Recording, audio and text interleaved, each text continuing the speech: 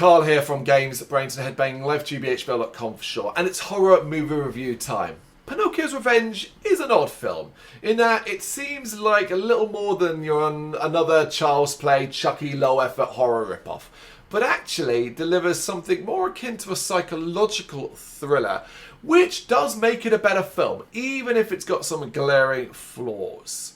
Directed by Kevin S. Tanay, who also wrote the screenplay, Pinocchio's Revenge introduces defense lawyer Jennifer Garrick, played by Rosalind Allen, who is attempting to save killer Vincent Gotto, played by Louis Van Bergen, from the death penalty by proving he was not responsible for murdering his son.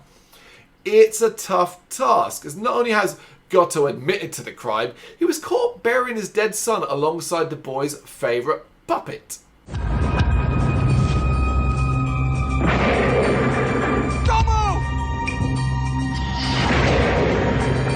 What is that?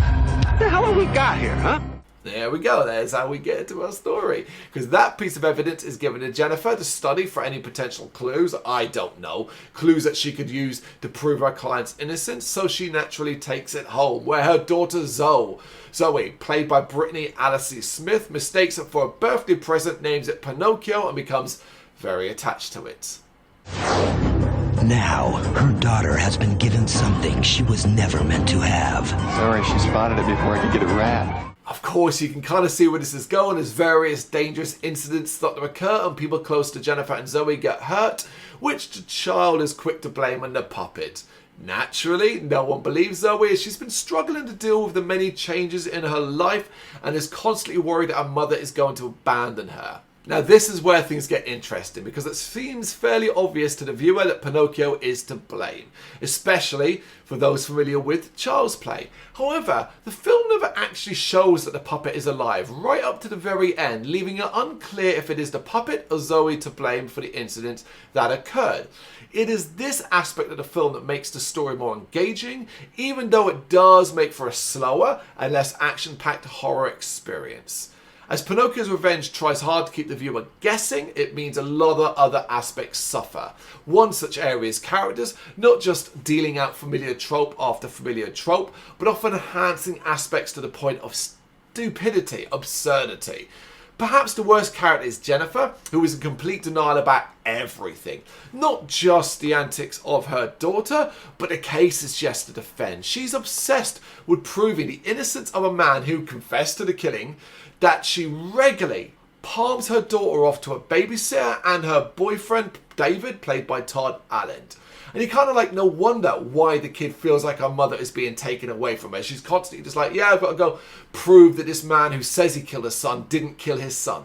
Rosalind Allen is a perfectly fine actor, but her character is trash. Could the man who made this have murdered his only child? Evil comes in all shapes and sizes. Brittany Alice Smith is one of the standouts though, proving to be a very competent child actor and really delivering some meaty moments at the end.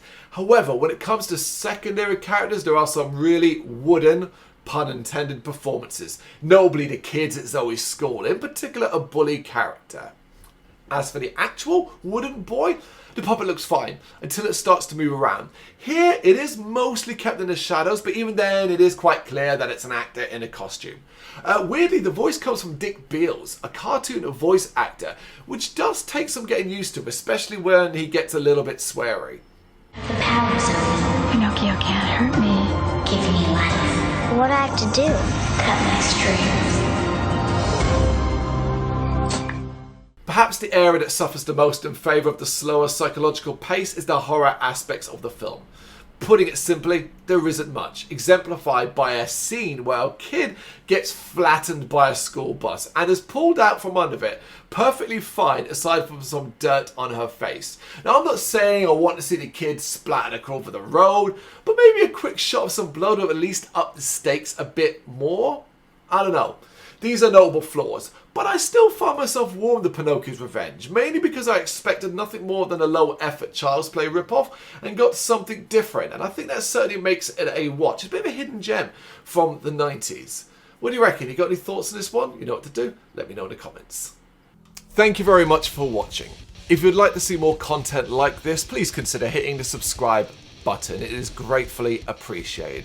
You can find us over at gbhbl.com, our full website, where reviews, news, and so much more goes up daily.